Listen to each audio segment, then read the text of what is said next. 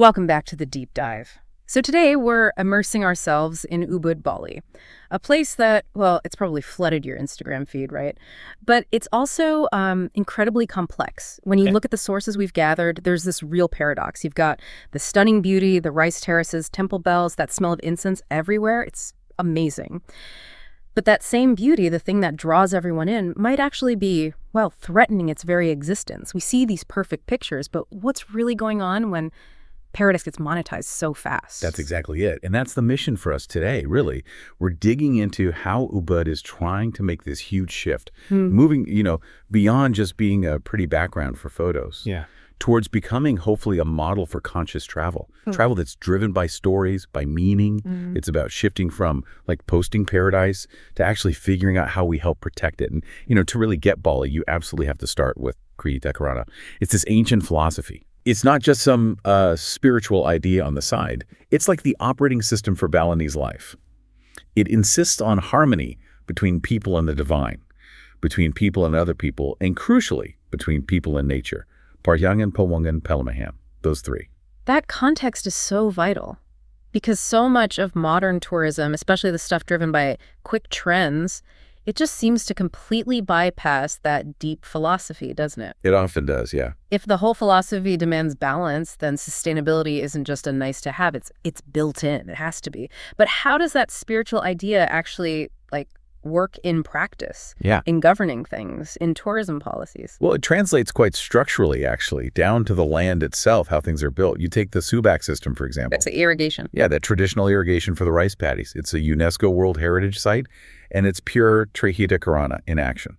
The community, that's the Pawangan part, manages the water flow, often through water temples connecting to the divine, the Paryangan to nurture the land, the Palma. It's all interconnected. And even in architecture, there are often local rules, like buildings shouldn't be taller than a coconut tree. It's about respecting nature's scale. So when we talk sustainability in Ubud, Tri Hita Karana is the yardstick. That's how you measure if it's real. Okay, let's unpack that cultural memory part. We know creators, travelers, they feel this pressure for the perfect shot, the viral spot. If everyone's chasing the surface aesthetic, how do the local voices, the ones who actually hold that cultural memory, navigate this push for something authentic when everyone wants just the image? Well, that memory, it's carried by the artisans, the farmers doing things the traditional way, the healers, the families running homestays. They live these traditions. And what's interesting, what we're seeing in the sources is a kind of pushback, a market correction almost. Travelers themselves seem to be maturing a bit. They're realizing that, just getting that photo, it doesn't actually feel that meaningful. Not in a place like Bali. Right. There's this one insight we found, it really captures it.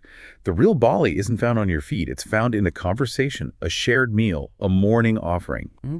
And the community is leaning into that, offering workshops, cooking classes, real homestays where you're part of the daily life. It ensures the money supports the culture directly, not just, the scenery. Which leads us right into that tension between tradition and modernity. Because you have this huge wave of, temporary residents, digital nomads, expats flooding in, and you see these co-living spaces popping up, trying to build these modern, globally connected communities. But how well are they actually meshing with Balinese tradition? Are they respecting it? It seems like a really tricky balance to strike. Oh, it is, definitely. And the sources show it's very hit or miss. The big challenge is making sure these new places serve the local environment and culture first, not just use the island as a temporary base. We're exploiting it, basically. Yeah. I mean, a co-living space might look gorgeous, all bamboo and recycled wood, but if it's sucking the local water supply dry or ignoring the waste problem, it completely fails that Palamahan principle, harmony with nature. The ones that seem to work better are those really committed to hiring locally, using local materials and designing spaces and community rules that genuinely respect Tri Hita Karana. It takes effort. Okay, here's where I think it gets really interesting. Let's talk about the people shaping how the world sees Ubud. The travel creators. They can literally make a place famous overnight. That's huge power. And with that power comes, massive responsibility. And we need to talk about a distinction that's becoming super important in Bali's tourism scene now. Yes, absolutely. We have to be crystal clear on the difference between real green tourism and just greenwashing. Explain that difference. Okay, so genuine green tourism, that's about action. It's about provably supporting local jobs and businesses, respecting cultural practices, and having measurable proof of reducing environmental impact, especially waste and water use. It costs money. It takes serious commitment. Greenwashing, on the other hand, it's the shiny surface. It's using bamboo because it looks eco, putting sustainable in the marketing copy. But without the real investment in infrastructure or fair wages or genuine partnerships with the local community, it's a facade. But, okay, here's the rub, isn't it? The audience, the algorithms, they often reward the beautiful picture, the perfect aesthetic, not necessarily the complex, maybe less pretty truth behind it. So how can creators who need engagement, who need to make a living, how can they afford to focus on these valuable stories that might be slower, less flashy, maybe harder to monetize? That seems like the core tension. It absolutely is. And it forces creators into this role of being like ethical gatekeepers almost. Their responsibility shifts. It's not just about driving clicks anymore. It's about driving discerning traffic, quality over just quantity. It means they need to do their homework, vet the places they feature, shift the story away from just look at this cool spot. To the why. Exactly, to the why, to the history, the commitment, the people involved. Sharing those valuable stories becomes the way they use their influence, and that directs tourist money to the places actually doing the right thing. It's mindful influence driving real economic support. So let's make this concrete. You mentioned doing homework. We found some specific examples, places around Ubud that seem to be walking the talk, really embodying those principles of Tri Hita Karana. Yeah, places like Bambu Indah. It's known for its incredible bamboo architecture, sure, but also for regenerative farming on site, restoring old Javanese houses. Real substance there. Right. Or Five Allurements. Their whole focus is wellness, but it's deeply rooted in Balinese healing traditions and spirituality, not just generic spa stuff. And Firefly Ecolodge, focusing on community integration, and then Atelier Ubud Art Lofts, which is all about supporting local contemporary Balinese artists. Yeah, these are just places that look good. They demonstrate measurable commitment. That's the key difference. But even with these great examples, we have to be real about the pressures creators face, right? Budgets are tight. There's relentless pressure for that perfect, engaging post. And finding genuine partnerships, ones that pay fairly and align with your values, that's hard. It's way easier to partner with a place that looks green but maybe isn't deep down. Exactly. And that brings us to the stuff creators see but maybe don't always show.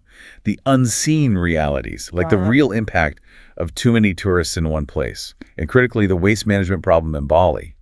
It's a massive issue. And this is where a creator's personal values can really clash with the job. Right. That must be tough. It raises that fundamental question. What do you do when telling the honest, valuable story, maybe showing the trash problem, for example, conflicts with what your audience wants to see or what a potential hotel partner expects? Honesty versus aesthetics versus commercial reality. And that exact problem, that gap between creators wanting to do good, find authentic partners, get paid fairly, and the difficulty of actually verifying who's genuine, that seems to be what led to a platform called Hoffero. That's right. Hoffero was basically built to tackle that verification failure. Its whole idea is to go beyond just matching creators and hotels based on follower counts or whatever. It tries to help creators find collaborations with places that genuinely fit their vibe, their style, and crucially, their values. And importantly, the sources suggest Hoffero is trying to build a system around monetizing that verification. Okay, monetizing verification. How does that work exactly? How does it help a creator tell the difference between, say, a truly committed place like Bambu Indah and a clever greenwasher? Well, the idea is to shift the focus from just follower numbers to quality and proof of responsible practices.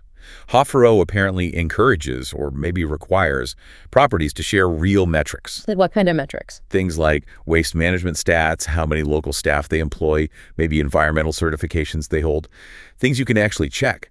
These verifiable values become part of the matching process. So by highlighting these verified responsible brands, the platform aims to help creators land paid gigs with them. The goal is to make it financially possible for creators to tell those important, truthful stories without having to rely solely on pretty pictures to get views. It tries to make being genuinely good, well, good for business for both the creator and the hotel. So thinking bigger picture, what does all this mean for travel in Ubud, in Bali? I think it underscores that collaboration is just essential. Between who? Between the creators telling the stories, the hotels and experiences committed to doing things right, platforms like Hoffero that try to verify claims, and crucially, the local Balinese communities who hold the cultural knowledge. That network is key for a sustainable future. Storytelling stops being just marketing It actually becomes a form of like infrastructure support. It guides people towards the responsible parts of the tourism economy. Yeah, and you see this trend reflected maybe in the rise of these eco-resorts we mentioned, and maybe even in some green tourism policies starting to emerge in Bali. It signals a potential shift, right? Away from just counting tourist numbers, towards valuing the quality of the visit, the depth of the engagement, how much it actually benefits the local place and people. The whole conversation about Ubud's future is happening right now, right at that crossroads of its spiritual heart and this intense global spotlight. So here's something for you, the listener, to think about. If true sustainability, the kind aligned with Tri Hita Karana, requires slow, thoughtful, maybe costly development, can Ubud's current speed, heavily influenced by global trends and tourism demand, ever truly match those deep-rooted principles? Or is there always going to be this pressure, this temptation to compromise on the spiritual and environmental soul of the place? Something to ponder as you think about your own travels. That's all we have time for in this deep dive. Thanks so much for joining us.